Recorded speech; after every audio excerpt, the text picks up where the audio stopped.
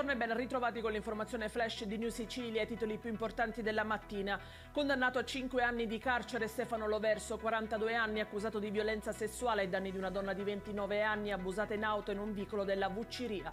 Ha minacciato di morte la sorella e i nipoti durante la tumulazione della madre avvenuta al cimitero di Catania sabato mattina per questioni legate all'eredità. Così un uomo è stato arrestato e adesso dovrà rispondere dei reati di atti persecutori e tentata estorsione. Sono oltre 18 gli anni di reclusione che 4 soggetti di Bronte dovranno scontare a seguito dell'arresto scaturito dall'operazione Charlotte del 2019. Sono accusati del reato di associazione a delinquere finalizzata al traffico illecito di sostanze stupefacenti. Iscritto nel registro degli indagati con l'accusa di omicidio aggravato e occultamento di cadavere in concorso con ignoti Vincenzo Lattuca, fratello di Jessica, scomparsa da Favara nel 2018. Allarme e abusi su minori a Palermo, sono 22 quelli ricoverati all'ospedale dei bambini a causa dell'assunzione di cannabinoidi. L'allarme è stato lanciato da Domenico Cipolla, direttore del pronto soccorso dell'ospedale pediatrico di Cristina.